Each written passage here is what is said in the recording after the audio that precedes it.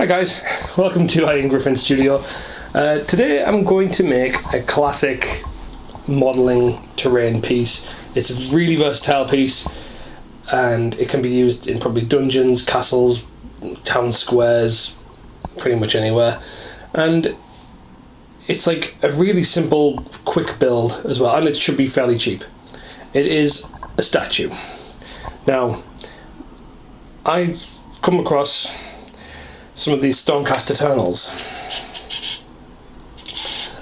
They were on release in the UK in a Mortal Realms magazine, and I'm pretty sure they're probably released everywhere, and so you can probably pick up a few of these pretty cheap, especially online now.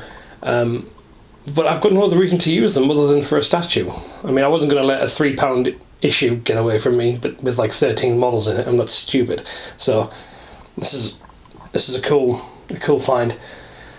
So yeah, I'm going to turn him into a statue, and probably a bronze statue on a XPS foam plinth or something. I think it should be pretty good, pretty easy and cheap. So let's get to it, shall we? Alright, so first things first, you've got to prime that model. So I used a matte black primer, and then I'm going to paint the guy bronze from Game Colour. And I mean, he pretty much started out bronze, but anyway, he's been primed and now he's being painted.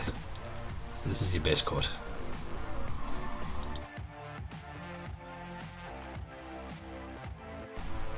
And now while he's drying, I'm going to show you what I've cut out here. Now, this is just 5 pieces of XPS foam. This one is about 26mm across. You need 2 of them. And this one is about 30mm across. You'll need 2 of them. And this one is about 24, maybe 23mm across. Now the 2 on the right here are 10mm thick, and you're going to need to place a small score mark with an X-Acto blade about 2/3 of the way along on all sides of each of these 2 pieces. These are going to be the main brickwork of the plinth.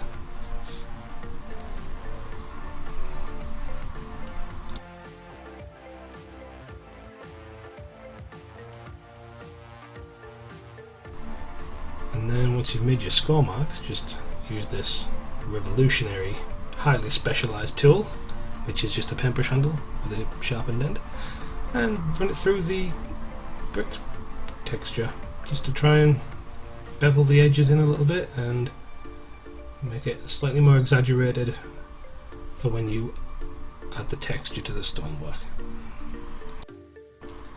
Okay, now it's time to texture that stonework.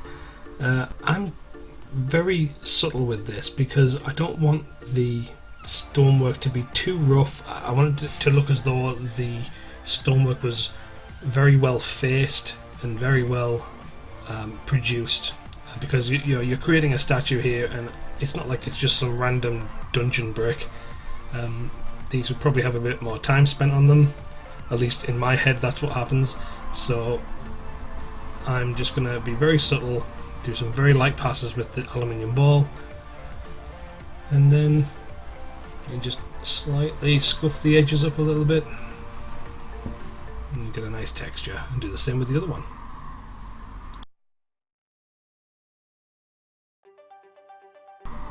And then with the end caps, the top and bottom pieces, you can just roll very lightly around the edges with the aluminium ball just to slightly texture it. Again, I would go pretty light with this, given that it's a statue, like a plinth, and not just random stonework in a dungeon. And do the top and the bottom, and then do the same with the other one.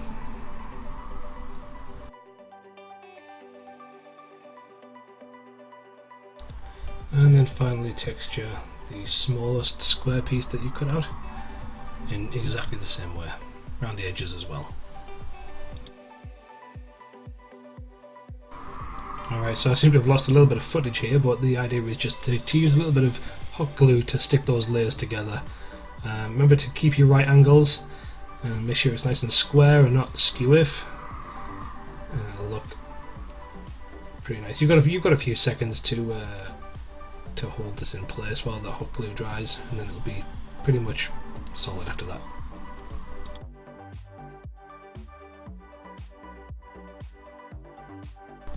Alright, so I don't want to spend too much time on this stage, but this is just the undercoat going on here, and it's just Mod Podge with some black acrylic paint just over the whole thing. It'll help seal in all that foam and protect it, and provide a good surface for paint to adhere to in the next stage.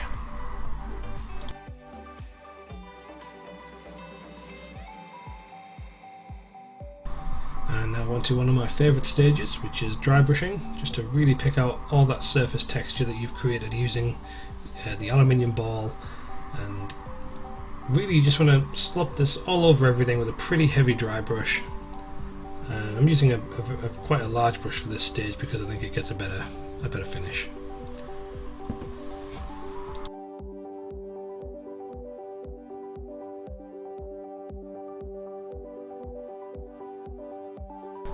And after you've done that initial dry brush, we're going to use a slightly lighter grey, and we're just going to pick out those edges, almost like an edge highlight, but this is going to be a very quick version of that, and it's just a very light dry brush.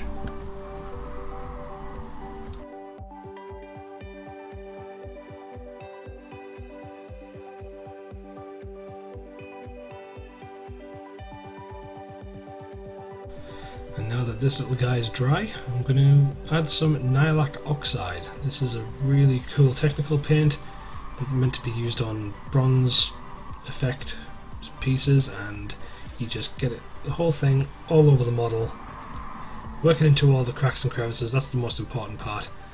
And I know it looks a little bit heavy at the moment, but we're going to brighten that bronze back up again in the next stage.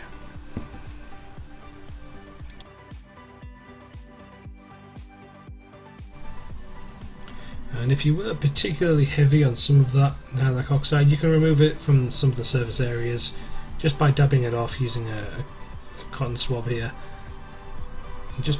You don't want to wipe it too much like I'm doing, you want to just sort of dab off that texture. I did actually remove a little bit of that bronze underneath by doing that, and that was my fault.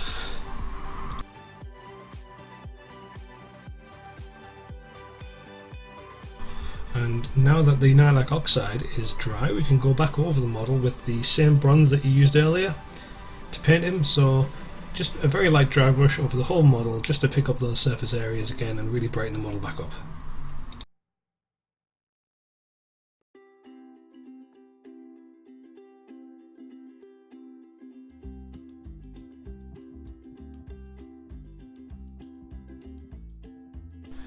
And so at this point I wanted to reduce the amount of grey, or at least subdue that grey a little bit, and it was just a matter of putting on some browns and slightly tan colours just to break up that monotony of the grey, and it was really just to give a little bit of a more natural stone effect in the end result.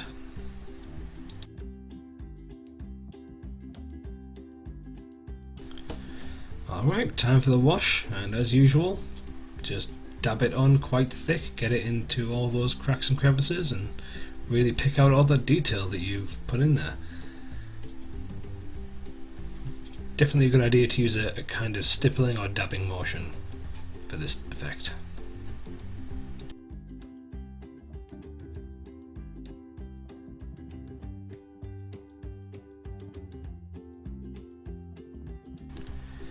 Okay, so it's time to glue this guy down. Both pieces are completely done now, and just going to put them together. I'm going to use some Gorilla Glue. This stuff's really good on foam apparently, so I've just sharpened a coffee stirrer and I'm just dripping some of the glue into that hole where the model's foot is going to sit. Now this glue apparently works with a bit of moisture, so I'm just going to dip the model's foot, the very bottom of it, into a bit of water and then sit the model into the hole, and hopefully it should glue together quite nicely. And with that fully dried, I've noticed there's a little bit of spillage there as the glue expanded. Didn't think that would happen, but that's okay, we can figure something out. I think I'm just going to try and cut that away with a knife, and anything that I don't manage to cut away, I'll just try and repaint either a stone colour or a bronze colour. Hopefully most of it comes off with an X-Acto blade very carefully. In retrospect, might have been better to use some hot glue for that process. Not sure. At this point though, I'm just going to add a little bit of the wash that I used on the rest of the base. I'm just going to add this to that leftover glue residue. And there we have a final result. Alright, it's all done. I'm pretty happy with him. He looks really cool. He's a kind of a chunky guy though. Like he's like way bigger than a normal 28mm scale model. Because of that, I had to make quite a large plinth for him. It's a little bit bigger than a 1-inch square, so on a D&D grid it would overhang neighbouring squares, but it's not really a problem. You can still put models next to it and it should be fine. I could have maybe done with making his base a bit heavier. Like the foam is obviously a lot lighter than the model, so maybe putting a penny in there or something, or a washer could have added a bit of weight to it, but it's fine. He stands up perfectly well. I could have put a small plaque on the front in a similar metal colour like bronze, but for me I would have had to engrave it or emboss it with a nice neat lettering, you know, with his name or his title or something cool. And I just don't have the skill or the time, I don't think, to really do that accurately at the moment, so maybe I could add that in the future if I find a good way of doing it. Other than that though, I'm pretty chuffed with the way it turned out. So he's going to go in, it's probably been quite a lot of dungeons or castles or courtyards for me. I think he's kind of just a cool model. So yeah, all good. That's all for this week. Thanks for watching. If you found this video informative or useful or fun in any way, then let me know in the comments below and I'll try to make some more videos for you. I think that's it. That's all for now. Thanks for watching and happy crafting.